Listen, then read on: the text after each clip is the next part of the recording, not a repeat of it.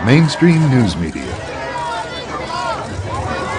While Americans rely on it daily for the latest reports on world and domestic events, a recent study conducted by the Cronkite School of Journalism indicates that nearly 67% of Americans don't trust major media for accurate reporting. Ask Americans specifically why they distrust the media, and the answers are generally vague. After all, reports of news media abuses aren't normally found on the front page or the nightly news. Nonetheless, they do exist. Dateline NBC, a primetime news program, airs a story in 1992 entitled "Waiting to Explode." The story includes footage demonstrating that a line of trucks produced by General Motors readily explode on impact.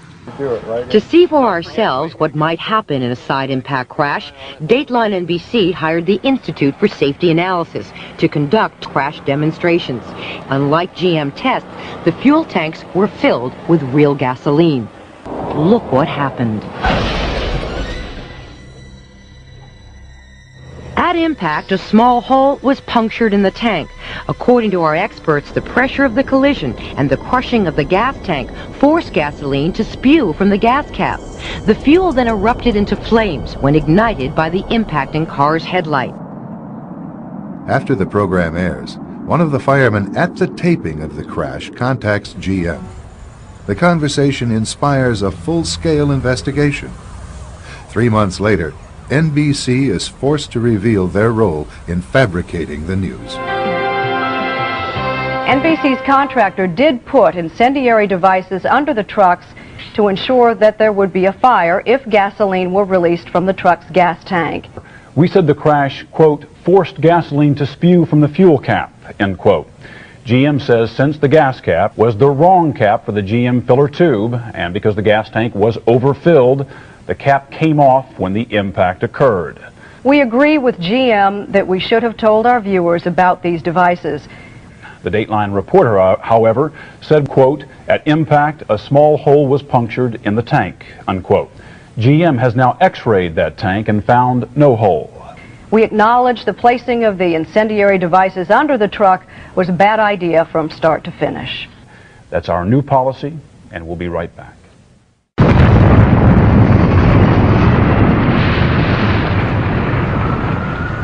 After the 1995 bombing of the Murrah Federal Building, information came to light that contradicted government claims disseminated through the mainstream media.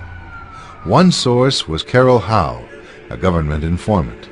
She revealed that federal agencies had prior knowledge of the terrorist plot and were ignoring several figures linked to the bombing. Roger Charles is a retired Marine colonel and former correspondent at ABC News. His news team interviewed Howe and obtained confirmation of her testimony. So here we had confirmation from a government representative in Denver with the McVeigh Prosecution Task Force saying, your facts are accurate. So we think we've got a slam dunk story. It will be a piece of cake to get it on air now because we have confirmation from a government spokeswoman that our facts are true. The story was ready to air on ABC Evening News, but to Charles' surprise, the story never ran. A few minutes later, a phone rang. Tom Gerald from ABC 2020 was on the phone to Thrasher saying the story had been killed for the evening. Didn't know why, but the decision in New York was not to run the story on it, Peter Jennings' nightly news that night. In order for the story to air, Charles reworked it following suggestions from New York. Well, the next morning, Don Thrasher gets a call from New York, and he gives me one of these. I couldn't believe it. I knew what the signal was. The story was not going to go again. In 1990, an age-old conflict in the Balkans erupted into civil war. A multi-sided and complicated overseas struggle was packaged by the mainstream media as a tidy melodrama. The predominantly Christian Serbs were cast as the villains. A key maneuver employed to demonize them involved a photo shoot. The news has always been used to stampede our reason with a perception and emotion. When you're talking about war, you get those heart-tugging appeals to pity in particular, and we've seen that again using images. Benjamin Works, president of the Strategic Issues Research Institute, is a military affairs analyst for Fox News and CNN. He recalls the emergency shelters set up by the Serbs to accommodate Bosnian refugees.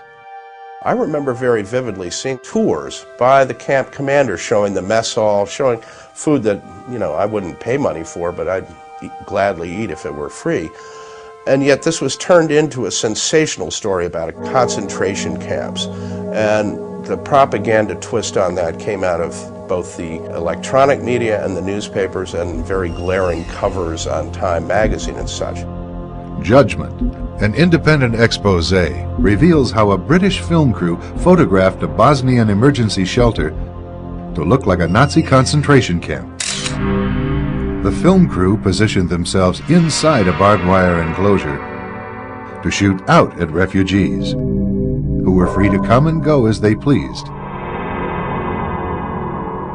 The cameras zeroed in on a refugee whose emaciated appearance was the result of a birth defect. We found that all of these allegations of a concentration camp were really frauds perpetrated by the reporters, and in fact, at least one, Roy Gutman, won a Pulitzer Prize for this kind of fabrication. And the image that helped motivate American involvement in an overseas entanglement was a total fake.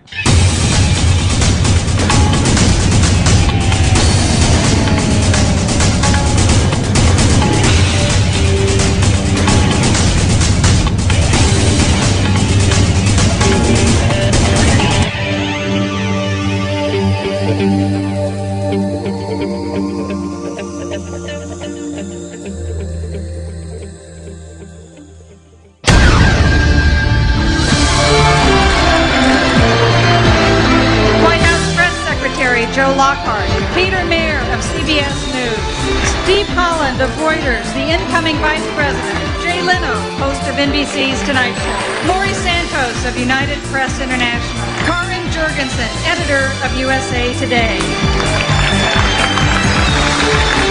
Helen Thomas of UPI, dean of the White House Press Corps.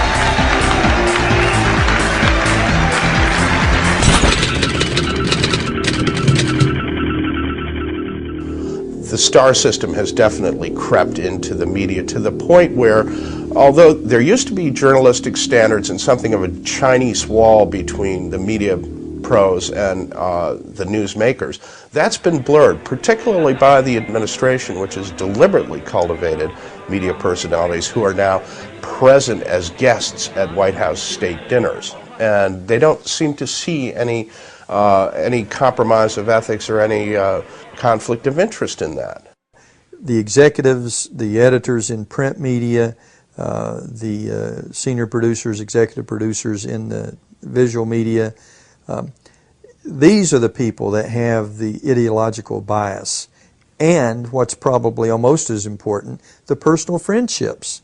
They go to the same country clubs, they go to the same dinners, they socialize with a lot of the people that they cover. And yet this is where corruption sets into any system. When the censors and the monitors become friendly with the people they monitor, that's when standards fly out the window.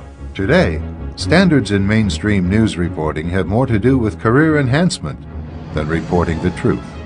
Of course, to get ahead in a bureaucracy by giving the boss what he wants, that's how you get ahead. So again, that is indicative of why there's so much homogenization in the media. You know, if you wanted to look at a pyramid, in the first couple layers, the really eager, hard-working young journalists are out there trying to get the stories, trying to make a name so they can move up that pyramid. Well, the further they move up the pyramid, the more they realize that, the outlets really aren't interested in major news that rocks the boat. The boat Charles refers to belongs to those at the top of the pyramid, where the interests of the media outlets are quietly defined.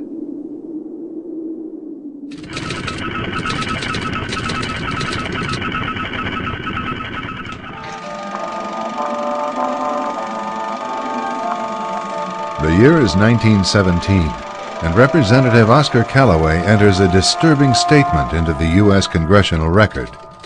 The statement reveals why J.P. Morgan interests hired 12 high-ranking news managers.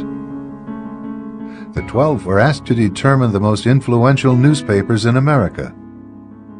They were to figure out how many news organizations it would take to control generally the policy of the daily press of the United States. The 12 found it was only necessary to purchase the control of 25 of the greatest papers. An agreement was reached. The policy of the papers was bought, and an editor was placed at each paper to ensure that all published information was in keeping with the new policy. Soon, that policy would be defined by a front group formed by J.P. Morgan and his colleagues. In fact, Morgan's personal attorney was founding president of the organization, the Council on Foreign Relations.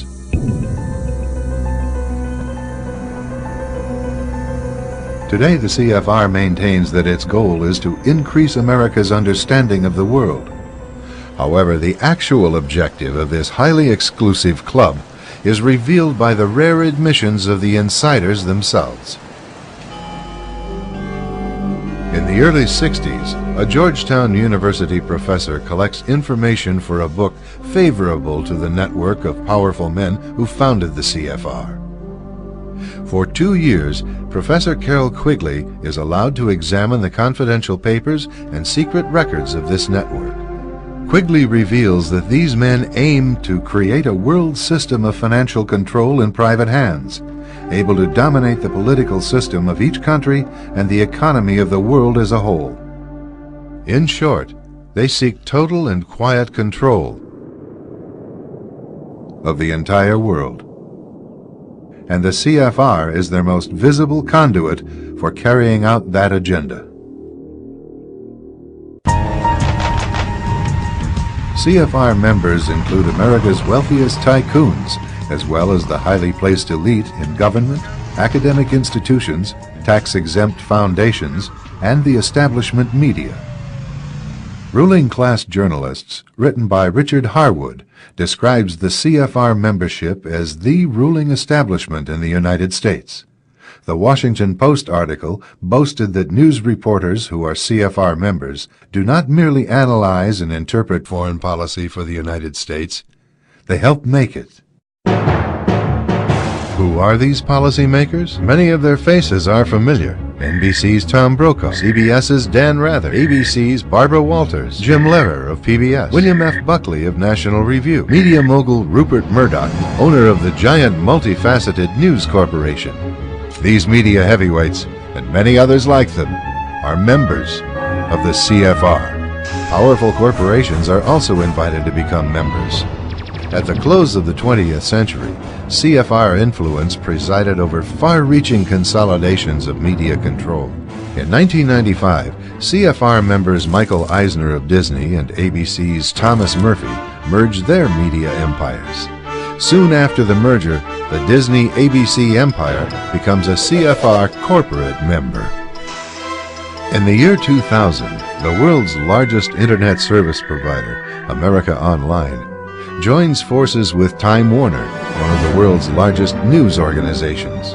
The CEOs favoring the move are CNN's Thomas Johnson and Time Warner's Gerald Levin, both CFR members. Once again, another media giant is created under the shadow of CFR influence.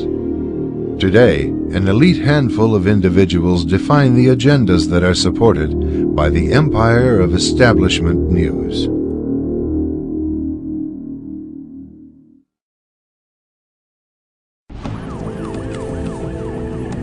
One of the CFR's strongest media allies is the New York Times. As a major outlet for the establishment viewpoint, the Times has achieved dominant influence over the reporting of national and international news.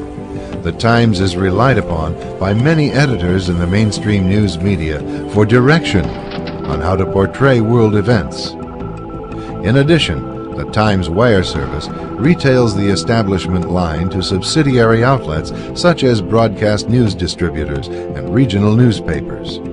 Competition between these outlets rests primarily on the style of regurgitating the same message.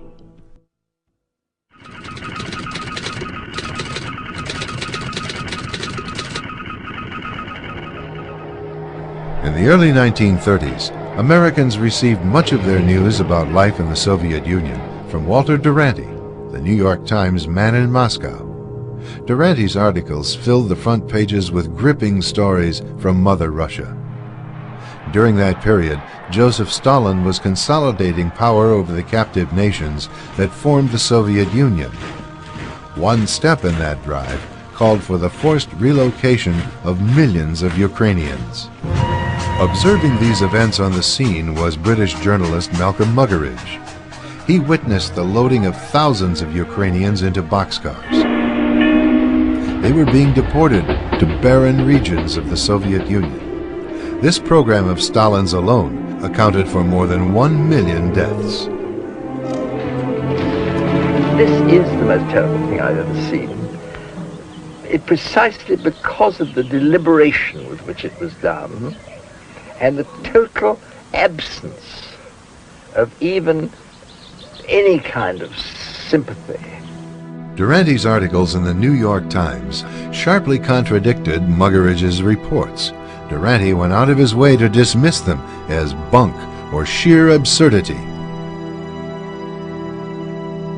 During the deliberate famine of 1932 to 1933, more than 7 million Ukrainians perished when Stalin seized their entire grain crop for export.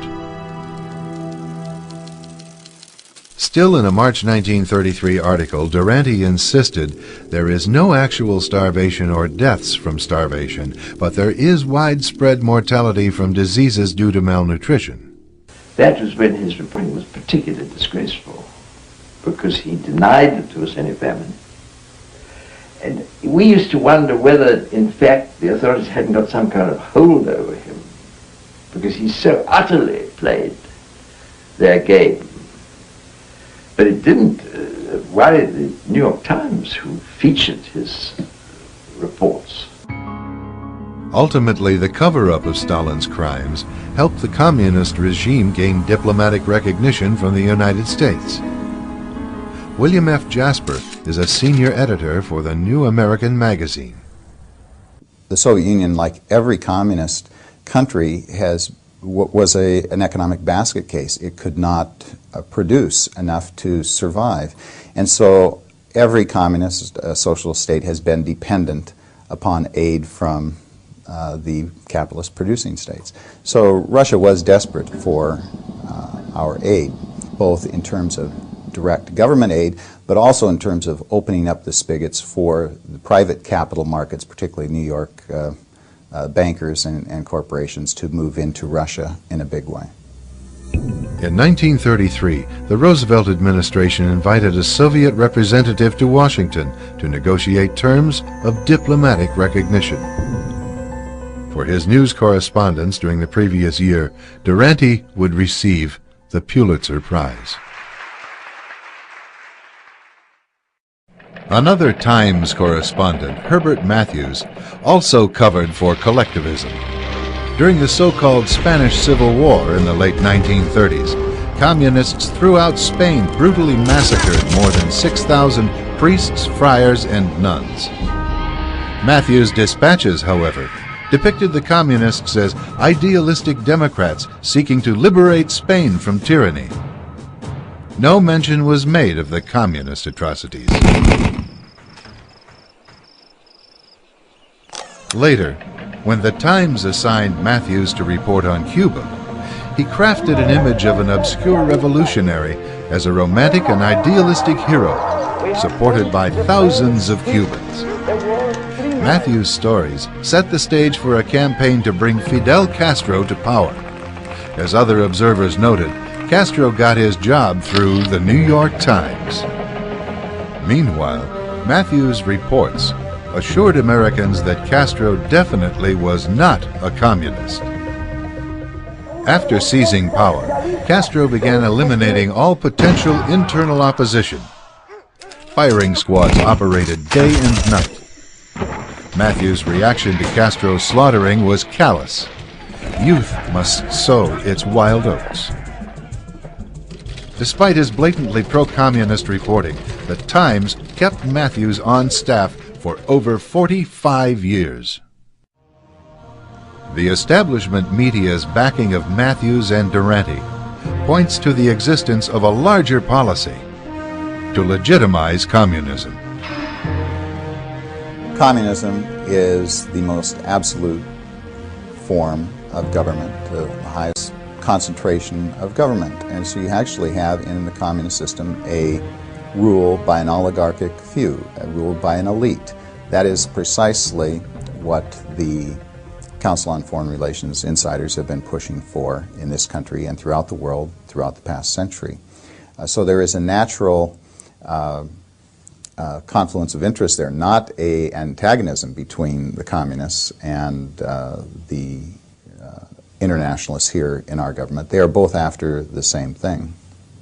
The elite, however, occasionally have a difficult time ruling themselves. At a 1991 closed-door meeting of fellow internationalists, billionaire and former CFR chairman David Rockefeller praised his media allies, but his confidence that his words would not leave the room was later broken. We are grateful to the Washington Post, the New York Times, Time Magazine, and other publications whose directors have attended our meetings and restricted their promises of discretion for almost 40 years. It would have been impossible for us to develop our plan for the world if we had been subject to the bright lights of publicity. But the world is now more sophisticated and prepared to march toward a world government. Redirecting the bright lights of publicity is not the media's only contribution toward such a plan. Up next, discover how support for world government is generated as we examine some of the biggest stories in recent decades. The disturbing truth begins behind the big news.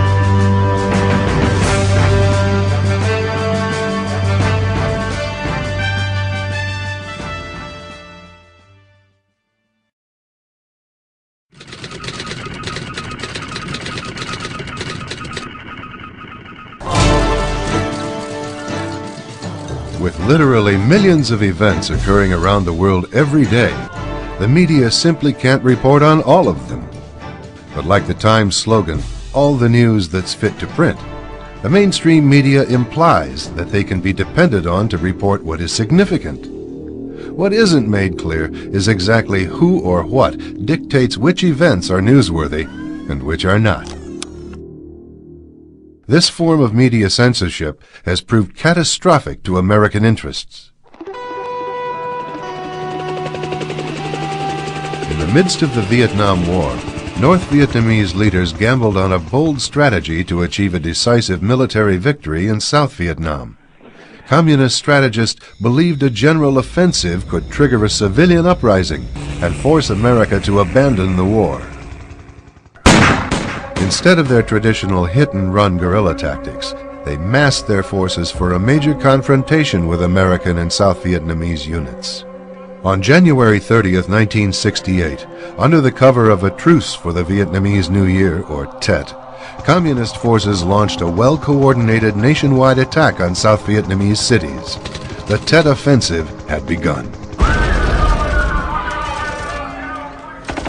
Although caught by surprise, American forces responded quickly and effectively to the attacks.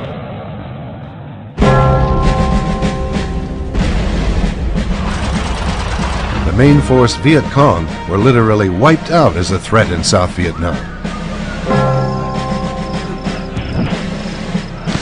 What was left of the communist forces from the north retreated across the borders.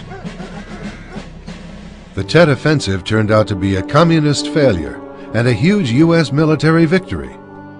In America, however, media reports of the Tet Offensive communicated a much different message. The battle for Hue has taken an odd turn here. Americans were led to believe that the escalation in fighting proved that America, like the French, could not win in Vietnam.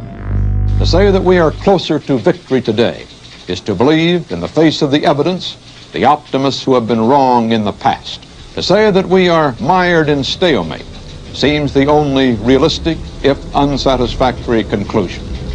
But it is increasingly clear to this report that the only rational way out then will be to negotiate, not as victors, but as an honorable people who lived up to their pledge to defend democracy and did the best they could. This is Walter Cronkite. Good night.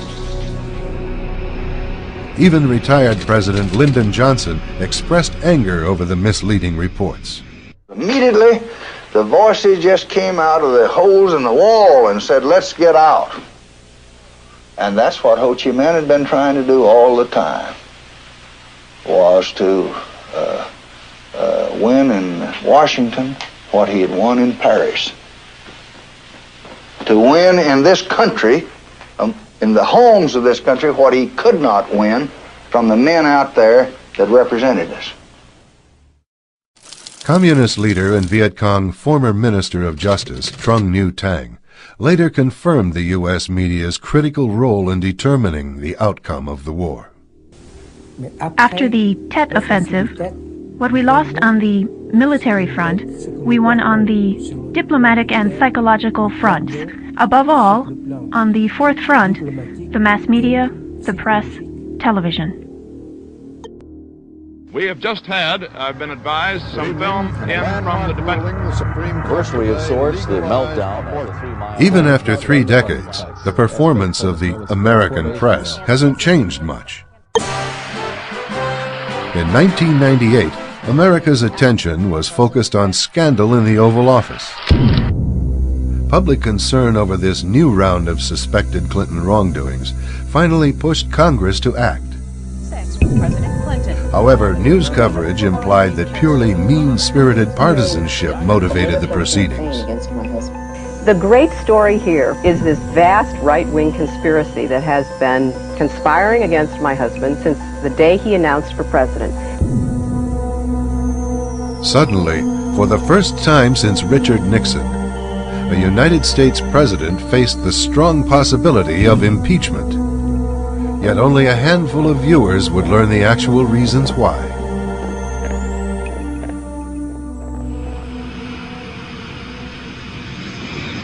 Months before the Lewinsky scandal broke, Congress began investigating a scandal that had become known as Chinagate. Evidence suggested that the Clinton administration had compromised U.S. security in order to finance its re-election campaign. The Communist government of China was eager to acquire sensitive U.S. military technology and economic concessions. Through international money laundering, China funneled contributions into U.S. election campaigns and obtained privileged access to top U.S. officials. The communist money trail led all the way up to the Oval Office. If these facts were widely publicized, Clinton would face impeachment on grounds of bribery, and perhaps even treason. But the media misdirected public attention. Americans were told over and over again in 1,000 different ways that the only real complaints against Clinton were that he lied about sex. Yet more than a dozen of Clinton's appointees, business associates, and close friends were convicted of felonies since he assumed office in 1993. Many others implicated in the Chinagate scandal invoked the Fifth Amendment or fled the country altogether. William Norman Grigg is a senior editor for the New American magazine. If Bill Clinton had been forced out of office as a result of the Lewinsky scandal, the damage would have been limited to him. And he was disposable to that extent. But if there had been serious attention paid in Congress and by the public to the implications of the Chinagate bribery and treason scandal, there was a whole host of institutions vital to the power elite that would have been implicated. The media cover-up of Chinagate was not simply to protect Bill Clinton. It was to protect the larger agenda that Bill Clinton had facilitated. That was the transfer of enormous technology, critical military technology to Communist China.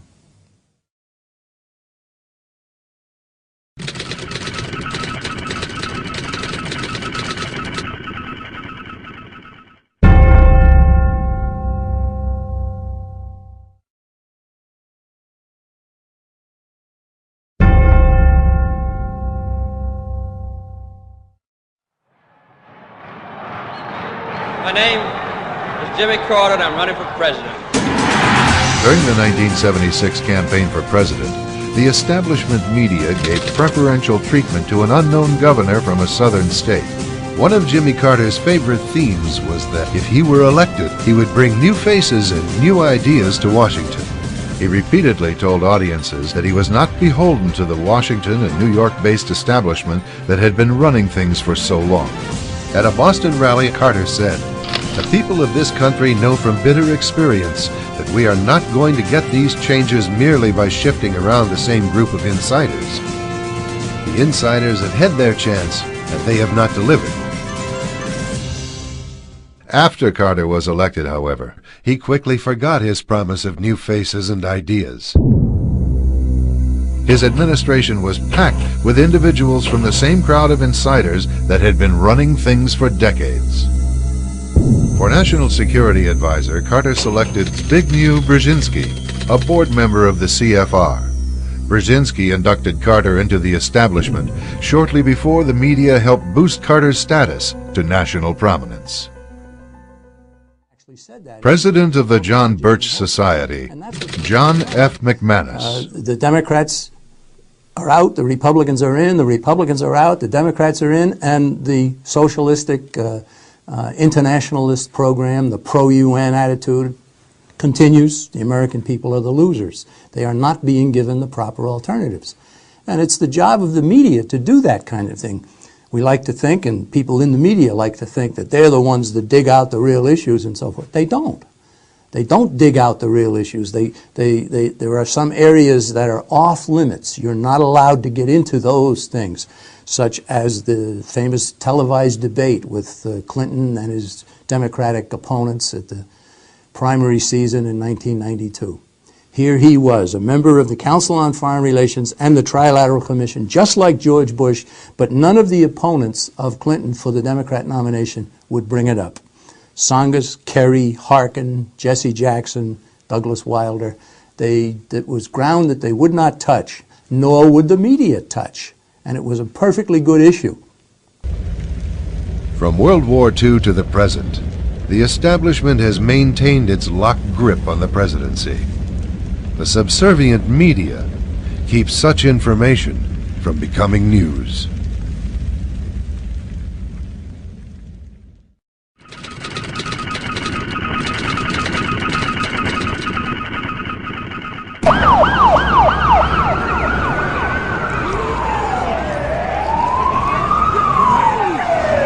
If it bleeds, it leads.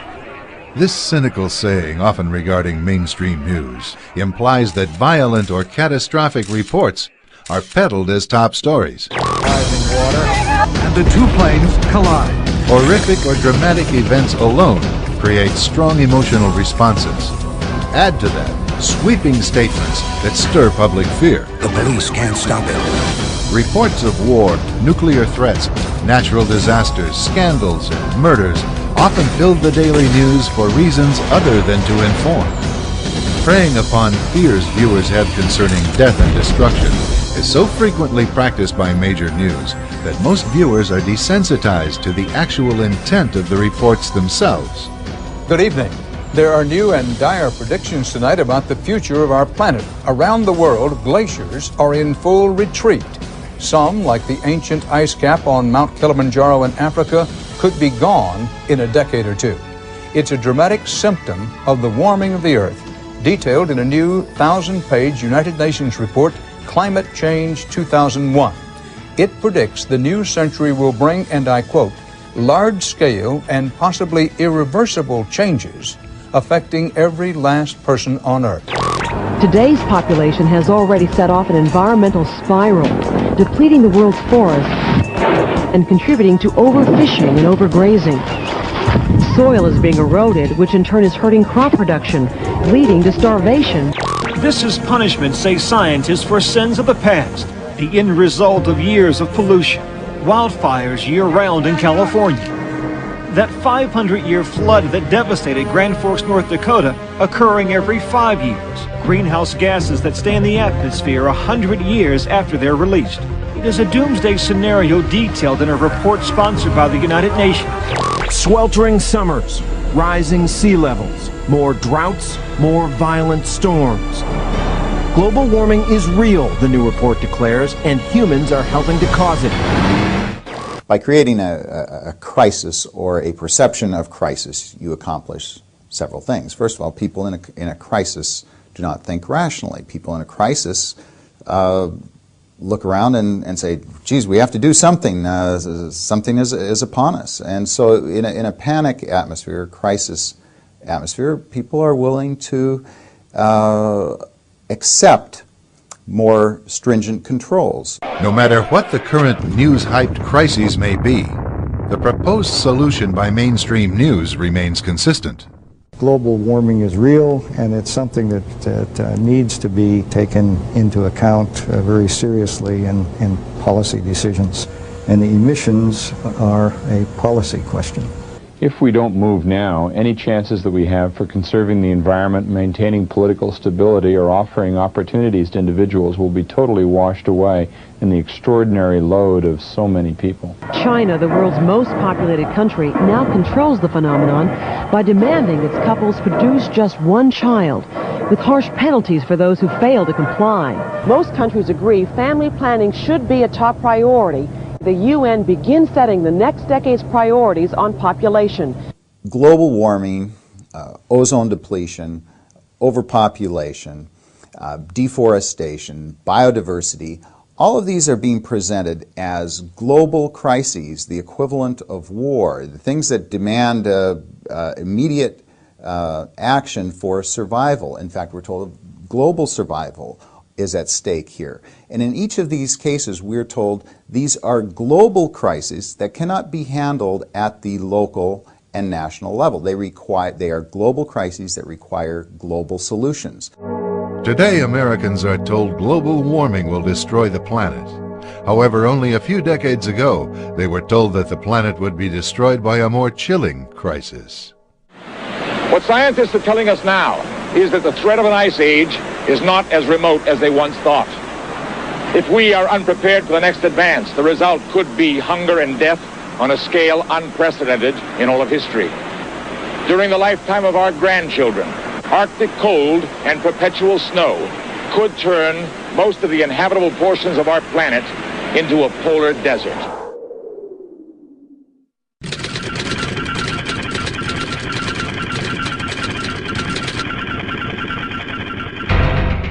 Just as global crises are trumpeted as reasons to centralize government power, the media also manipulates local events to serve that goal as well.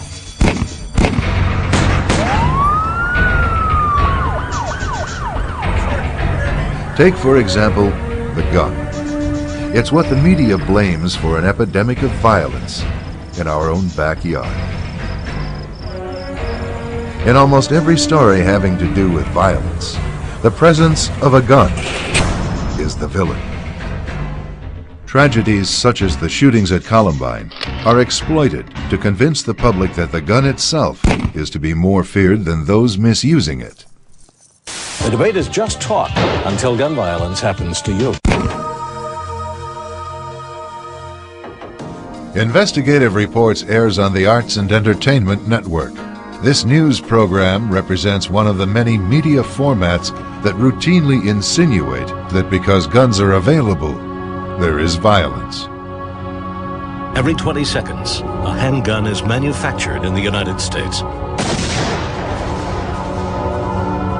And every 2 minutes, another person is shot. Leaving us all to ask, when will the bloodshed end?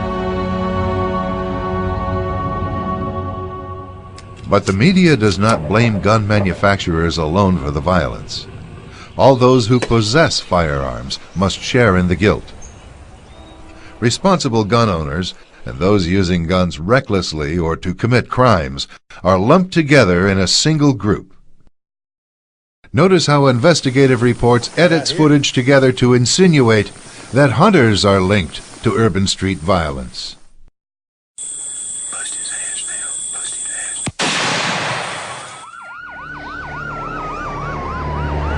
There is a war on the streets that is killing our children.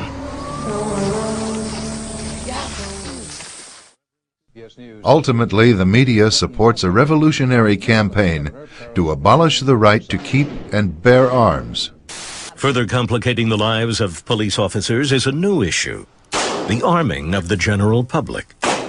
Gun violence has increased dramatically in every sector of our society, but most alarmingly, with children. As a culture of violence persists, its backlash has teens caught in a crossfire. With so many guns in the hands of mostly untrained civilians, officers have no idea what they might face when they respond to a call. It's a recipe for disaster. The media's message is clear. Americans will be a lot better off without guns. The expression gun control is dishonest because we're not talking about controlling guns so much as we're talking about controlling the law-abiding segment of our population. The defining characteristic of a criminal, after all, is that he does not obey the laws, and gun control laws are no exception. Anytime you have a measure which has the effect of disarming the law-abiding, you're giving criminals a competitive advantage over the law-abiding segment of our population. And the media doesn't display much, if any, interest in reporting what happens in those instances where criminals go into an encounter with a citizen with the serene confidence that the citizen has been disarmed. That's a story the media just does not want to tell. The mainstream media continues to portray the arrest of Rodney King as a gang of racist police beating a black victim. It began, as we remember, after white policemen were seen on videotape beating a black man named Rodney King. 4 white police officers in the beating of black motorist Rodney King. Captured by chance on home video, the arrest quickly became a national sensation. In the months that followed, the establishment media hyped this local event to the point that many Americans considered it to represent police behavior nationwide. This could be any one of 20 major cities or more in the country. It's a time bomb that's ticking under the foundations of America's major cities and under our country itself. To curb police brutality across the nation. The verdict of not guilty for King's arresting officers served as the match that lit the fuse.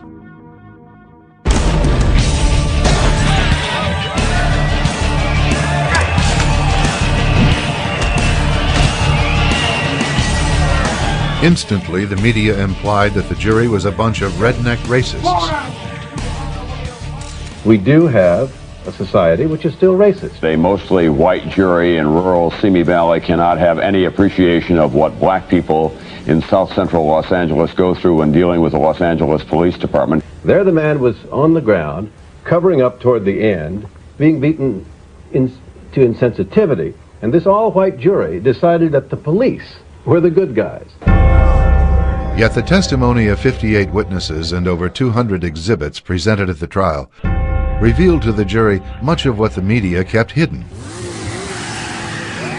King attracted highway patrol attention because he was driving recklessly at speeds of up to 115 miles per hour. His arrest culminated an 8-mile chase in which he cut across numerous lanes of expressway traffic and ran red lights.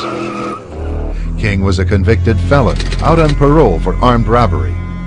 There were 2 other black passengers in King's car, but they cooperated with the officers, were handcuffed, and later released without incident. King was under the influence of drugs and alcohol. King initially ignored police orders to step out of the car.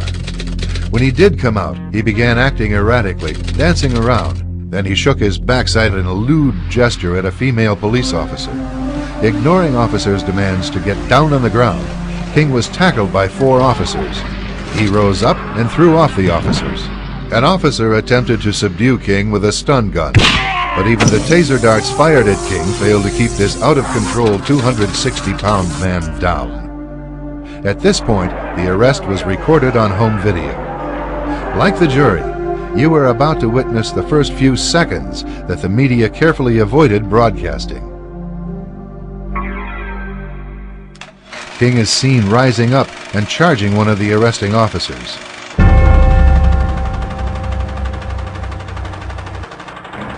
The response of the officers is history. Although people may look at the same evidence and disagree with the verdict, the fact remains: the media withheld critical information from the American people in order to make the facts fit the story it wanted to tell. The story implies that local law enforcement is a failed institution and that radical changes are needed. There's certainly nothing new about the drive to federalize control of local police. This is something that goes back decades. The major media have succeeded to a shocking extent in creating an impression for the general public that local police are not to be supported, not to be trusted, they are to be feared. And that, on the other hand, we can trust implicitly in the federal law enforcement agencies who will come into our communities and protect us against the local police. Local police exist to protect the rights and the liberties and the property of the law-abiding, and they are accountable to the communities that they serve. National police, on the other hand, would exist to protect the interests of the state and the political elite that controls the state.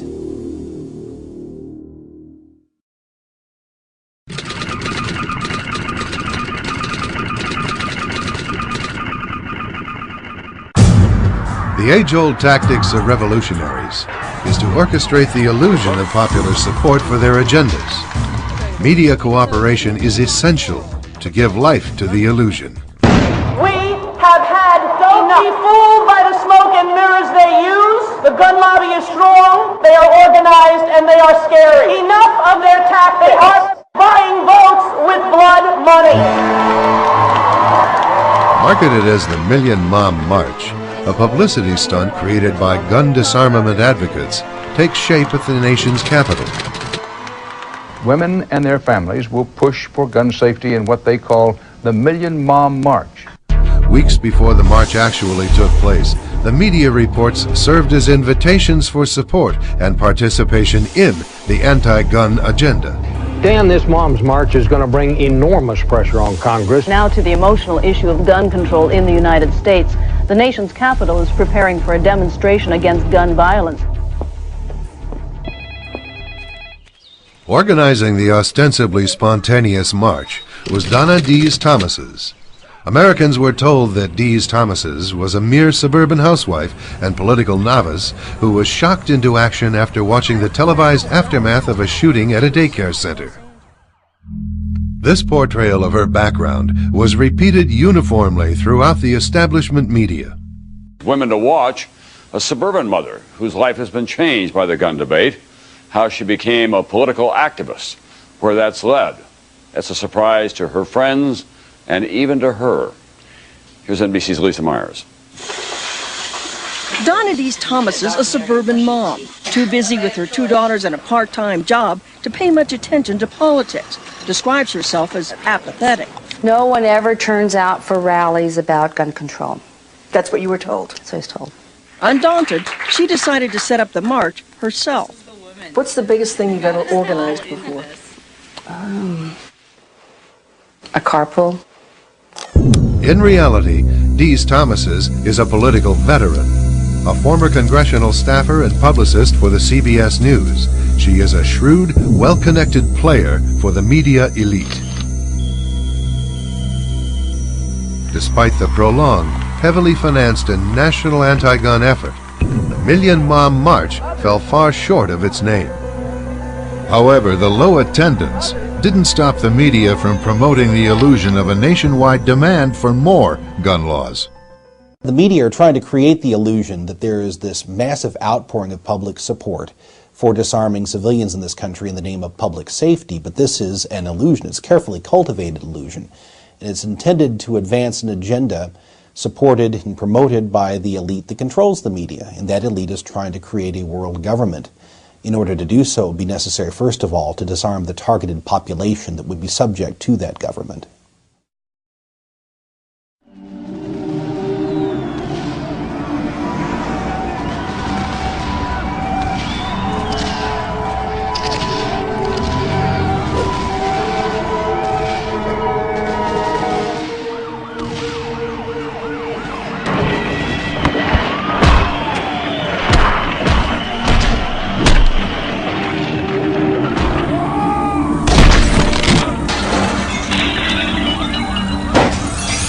street demonstrators turned the area of the World Trade Organization conference into a war zone. Over 500 National Guardsmen and state police are called in to help restore order in what became known as the Battle of Seattle.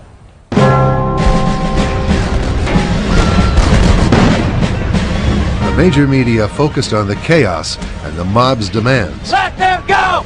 Yet they carefully avoided raising the issue as to how the groups on the street were organized and funded, or whether their leaders might have a hidden agenda. Instead, the media portrays such demonstrations as natural outpourings of genuine grassroots concern. We're just normal people who are tired of the exploitation of multinational corporations. Again, for those who orchestrate these events, it's the illusion that counts. The familiar media melodrama of the anti-globalization movement that we have seen in Seattle and some of the other protest venues is really a classic example of bracketing an issue with false alternatives, because we're told that these are people who oppose the global agenda. After all, they're called anti-globalization activists. Well, what is it that they oppose? They don't oppose global government. They believe that there is too much free market capitalism in the world, and that government at a global level has to be more assertive in imposing controls over the free exchange of goods and services. But you see that both of these sides are really calling for empowering the United Nations.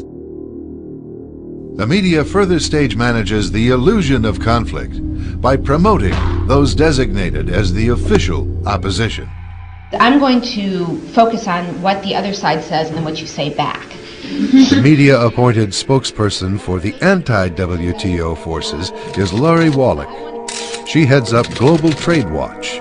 Ignored by the media is the fact that Wallach's organization receives funding from the Ford Foundation, which is closely tied to the CFR.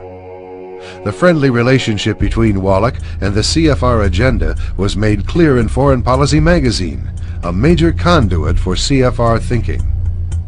This issue signals media leaders that Lori Wallach should be represented as an expert on trade issues. By ensuring that only false opposition is offered to its revolutionary agenda, the CFR internationalists can't lose.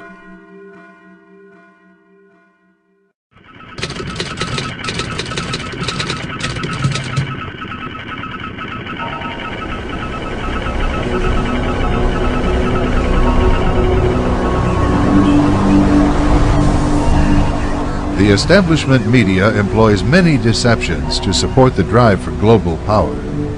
These deceptions go far beyond altering or omitting a few facts. The insiders count on the immensity of their illusions to prevent any sizable segment of the American public from catching on to their real motivation. CEO of the John Birch Society, G. Vance Smith. A basic objective of the insiders, and has been from the beginning, has been to break the will to resist, to convince through their propaganda that there's no hope, that it's inevitable, that moving towards a one-world government, a one-world court system, a one-world military, a one-world currency, all of that is just inevitable. And they present it in a way that, again, convinces, they try to convince that the momentum is so great that it cannot be stopped. But more than once, the insiders' momentum has been stopped. As Clinton began his second term, he chose veteran CFR member W. Anthony Lake for the highly sensitive post of Director of the CIA. But Senate approval would be required first. The establishment news quickly filled its editorial pages with glowing endorsements from fellow CFR members. But many issues in Lake's background should have raised doubts about his suitability for the top intelligence post. Of greatest concern was Lake's long history of associations with groups hostile to American national security.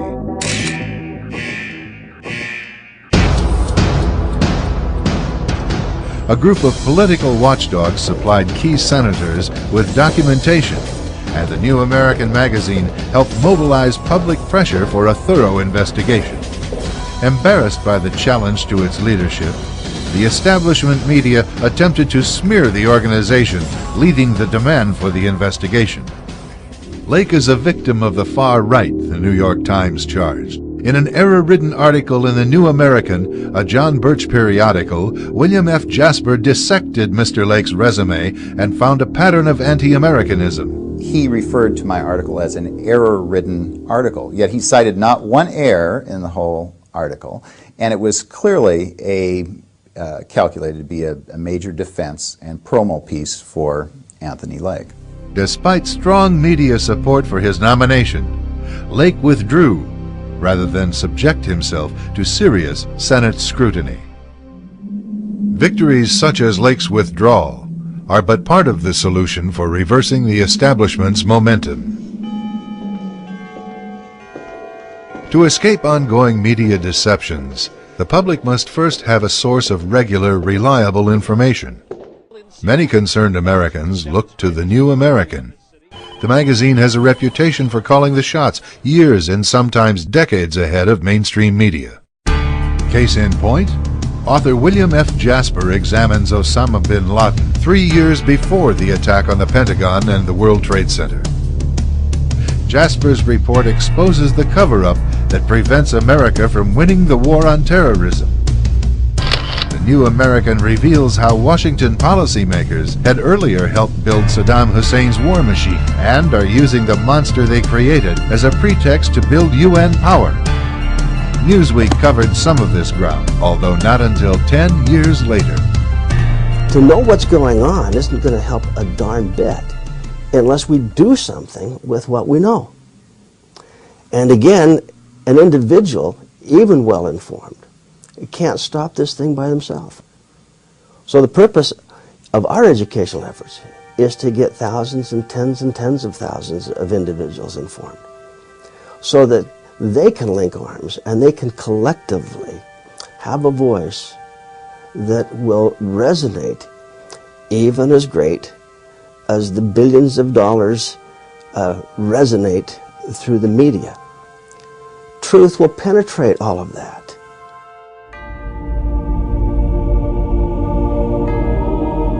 Truth.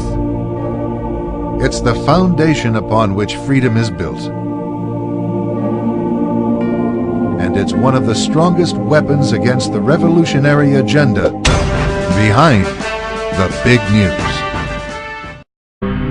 The film crew positioned themselves inside a barbed wire enclosure to shoot out at refugees, who were free to come and go as they pleased.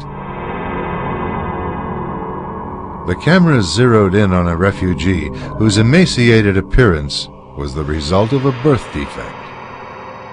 We found that all of these allegations of a concentration camp were really frauds perpetrated by the reporters, and in fact, at least one, Roy Gutman, won a Pulitzer Prize for this kind of fabrication.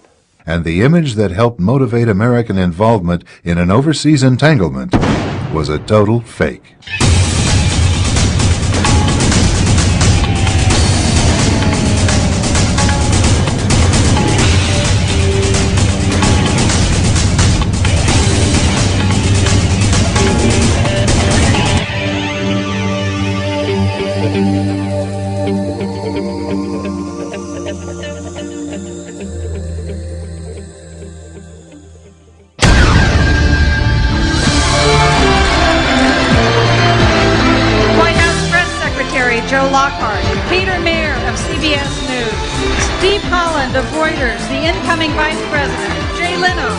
NBC's Tonight Show. Lori Santos of United Press International. Karin Jurgensen, editor of USA Today. A government informant. She revealed that federal agencies had prior knowledge of the terrorist plot and were ignoring several figures linked to the bombing. Roger Charles is a retired Marine colonel and former correspondent at ABC News. His news team interviewed Howe and obtained confirmation of her testimony. So here we had confirmation from a government representative in Denver with the McVeigh Prosecution Task Force saying your facts are accurate. So we think we've got a slam dunk story. It will be a piece of cake to get it on air now because we have confirmation from a government spokeswoman that our facts are true. The story was ready to air on ABC Evening News, but to Charles' surprise, the story never ran. A few minutes later, a phone rang. Tom Gerald from ABC 2020 was on the phone to Thrasher saying the story had been killed for the evening. Didn't know why, but the decision in New York was not to run the story on it, Peter Jennings' nightly news that night. In order for the story to air, Charles reworked it following suggestions from New York. Well, the next morning, Don Thrasher gets a call from New York, and he gives me one of these. I couldn't believe it. I knew what the signal was. The story was not going to go again. In 1990, an age-old conflict in the Balkans erupted into civil war. A multi-sided and complicated overseas struggle was packaged by the mainstream media as a tidy melodrama. The predominantly Christian Serbs were cast as the villains. A key maneuver employed to demonize them involved a photo shoot. The news has always been used to stampede our reason with a perception and emotion. When you're talking about war, you get those heart-tugging appeals to pity in particular, and we've seen that again using images. Benjamin Works, president of the Strategic Issues Research Institute, is a military affairs analyst for Fox News and CNN. He recalls the emergency shelters set up by the Serbs to accommodate Bosnian refugees. I remember very vividly seeing tours by the camp commander showing the mess hall, showing food that, I wouldn't pay money for, but I'd gladly eat if it were free. And yet this was turned into a sensational story about concentration camps. And the propaganda twist on that came out of both the electronic media and the newspapers and very glaring covers on Time magazine and such. Judgment, an independent expose, reveals how a British film crew photographed a Bosnian emergency shelter to look like a Nazi concentration camp.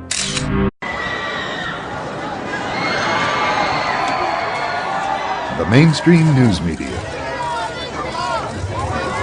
While Americans rely on it daily for the latest reports on world and domestic events, a recent study conducted by the Cronkite School of Journalism indicates that nearly 67% of Americans don't trust major media for accurate reporting. Ask Americans specifically why they distrust the media, and the answers are generally vague. After all, reports of news media abuses aren't normally found on the front page or the nightly news. Nonetheless, they do exist. Dateline NBC, a primetime news program, airs a story in 1992 entitled Waiting to Explode. The story includes footage demonstrating that a line of trucks produced by General Motors readily explode on impact. To see for ourselves what might happen in a side impact crash, Dateline NBC hired the Institute for Safety Analysis to conduct crash demonstrations. Unlike GM tests, the fuel tanks were filled with real gasoline. Look what happened. At impact, a small hole was punctured in the tank. According to our experts, the pressure of the collision and the crushing of the gas tank forced gasoline to spew from the gas cap. The fuel then erupted into flames when ignited by the impacting car's headlight. After the program airs, one of the firemen at the taping of the crash contacts GM. The conversation inspires a full-scale investigation. 3 months later, NBC is forced to reveal their role in fabricating the news. NBC's contractor did put incendiary devices under the trucks to ensure that there would be a fire if gasoline were released from the truck's gas tank. We said the crash, quote, forced gasoline to spew from the fuel cap, end quote. GM says since the gas cap was the wrong cap for the GM filler tube, and because the gas tank was overfilled, the cap came off when the impact occurred. We agree with GM that we should have told our viewers about these devices. The Dateline reporter, however, said, quote, at impact, a small hole was punctured in the tank, unquote. GM has now x-rayed that tank and found no hole. We acknowledge the placing of the incendiary devices under the truck was a bad idea from start to finish. That's our new policy, and we'll be right back.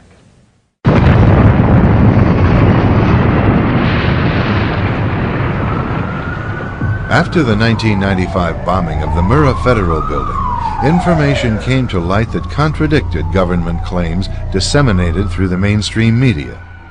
One source was Carol Howe,